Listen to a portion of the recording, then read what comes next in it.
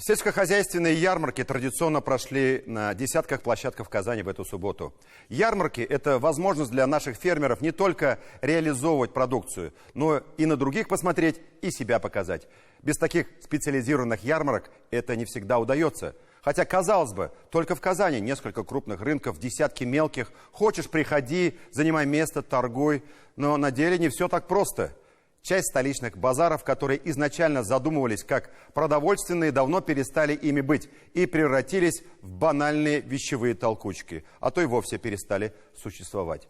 Давайте скажем, положа руку на сердце, наши рынки вовсе не красят третью столицу России. Они застряли где-то в 90-х, во времена Черкизона и барахольных Лужников. Ни тебе санитарных норм, ни достойных прилавков, бананов вперемешку с корытами и носками. Но рынки нужны. Это вам любой житель скажет. Они нужны в каждом районе. Закрыть, разобрать легко. Организовать работу по профилю гораздо сложнее. Может быть, это должны быть современные фудкорты, как в Москве, не знаю. Диляра Юсупова прошлась по рынкам Казани.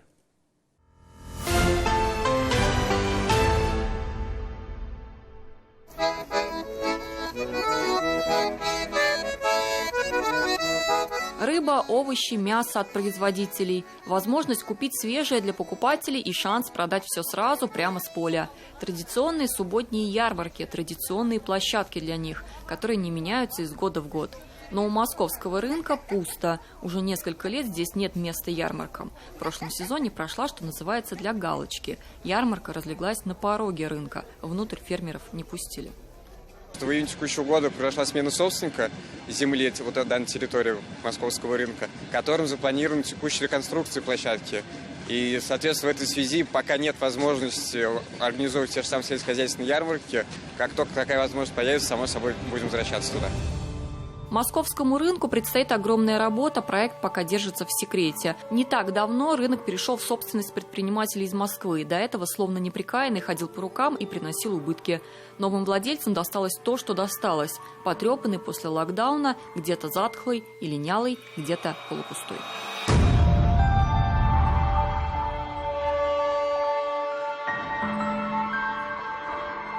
Должно ли быть на рынке вот такое или вот такое? Это рынок, скажут одни. За потоком торговли разве важно, как это выглядит, скажут другие.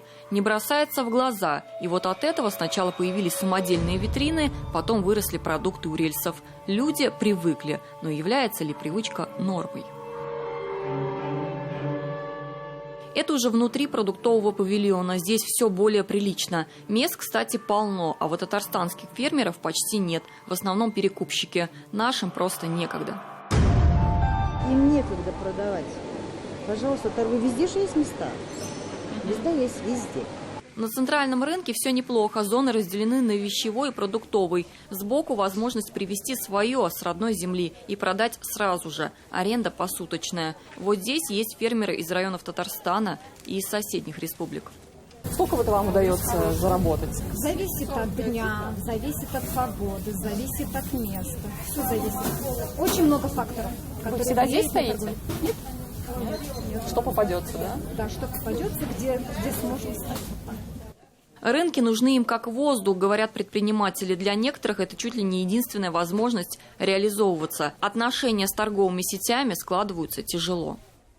Диалог между торговыми сетями и фермерами или сельскохозяйственно-потребительскими кооперативами не получается. В чем дело? Потому что фермер сдает свою продукцию и по 2 месяца ждет расчеты. А 2 месяца для фермера – это целый этап деятельности. То есть, получается, фермерские хозяйства и наши сельскохозяйственные потребительские кооперативы, получается, кредитуют эти торговые сети. И поэтому ни наши фермеры не с охотой идут туда. А где тогда реализовывать? Тогда вот и рынок. Но и на рынке особо острые рыночные отношения и особая конкуренция. Уже внутри предприниматели на долгосрочной аренде. И это в основном иностранцы. Азербайджанцы вот везде, вон там дальше. У нас Узбекистан. Урюк-Куряга тоже таджики, узбеки. Ну, основной все они. Ну, не трудяги наш народ все-таки. У нас как бы хотят полегче заработать. Ну, легкий труд, легкие деньги, а они трудяги. Они стараются. С утра приходят 4 часа. И действительно, в зоне сухофруктов свой неповторимый колор. Любая продажа – сладость для ушей. Не говорят, поют. Это королевский сок. Сухой, необработанный брат. Я советую. И вот узюм желтый не советую, потому что их чуть-чуть обрабатывают. А для себя, для сердца самое лучшее. Вот это заваривать лучше. Мы говорим о рынок, а подразумеваем толпы людей с баулами, грузчики с наваленными до небес мешками и продавцы, зазывающие из каждого павильона. А еще это всегда история про неформальное общение и про возможность договориться. У меня самые дешевые цены в категории этого товара. То есть я же исхожу из аренды, там, вот, из всего этого. Поэтому я могу себе позволить вещь продавать дешевле. Это очень большой плюс. Вот. Потом здесь очень много туристов. То есть вот сейчас такой сегмент туристический в Казани. Они очень любят, да, на рынке, они приходят за вкусными продуктами и проходят здесь. Я такой человек, я рыночный сама по себе человек. Я люблю поторговаться. Мы с ней будем торговаться до последнего. Она скинет мне цену, она даст мне в кредит, в конце концов, на несколько раз. В магазине этого не добьешься. То есть здесь все условия, пожалуйста, приходи, договаривайся.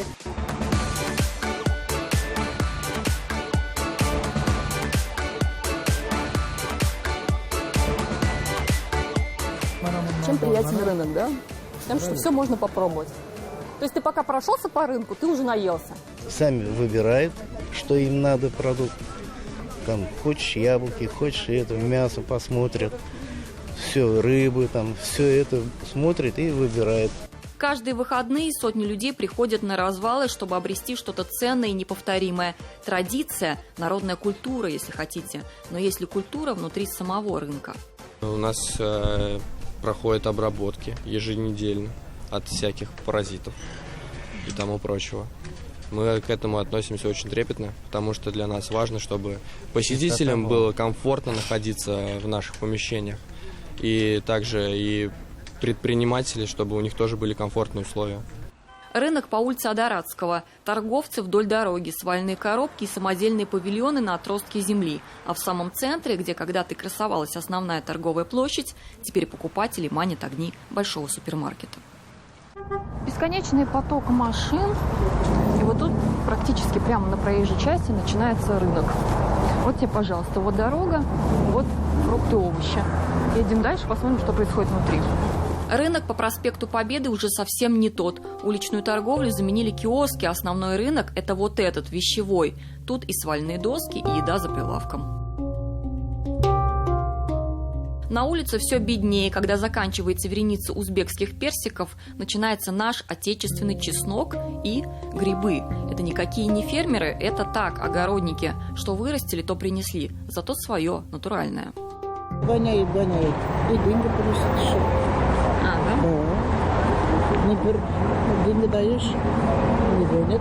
Отдельная касса товаров от бабушки. Вроде не криминал, однако кто ж проверяет всю эту вереницу нелегальной торговли? Такая зеленая бабушкина грядка обивает пороги всех рынков, а иногда и тех, которых давно не существует. Покупайте свежую продукцию, гласит вывеска, но не свежий, ни какой-либо другой здесь давно нет. Это чеховский рынок Казани. По ощущениям, он закрыт последние лет 5 и возрождаться из мертвых, видимо, не собирается. Отголоски былого активного рынка, который когда-то здесь существовал, остались лишь в виде небольшой торговли на той стороне улицы. Откроется ли чеховский, неизвестно, и нужно ли это. По крайней мере, в виде гроздьев барахла, висящего на дверцах торговых лотков, плотных рядов, где могут не только что-то продать, но еще и погадать, а может и обобрать. А теперь посмотрите на шикарный рынок в Душанбе. Это не просто продажа урожая, это искусство. Резные двери, белые колонны. А это рынок в Москве. 7 лет назад здесь тоже утопали в лужах и грязи. Сегодня рынки столицы стали новым брендом, который притягивает как москвичей, так и гостей города. А что же мы? Если сегодня мы не можем исключить стихийность и привнести цивилизованность, может, такому прошлому стоит остаться в прошлом и создать новое будущее, которое для некоторых уже настоящее. Диляра Юсупова, Андрей Ключников, Роман Безменов, 7 дней.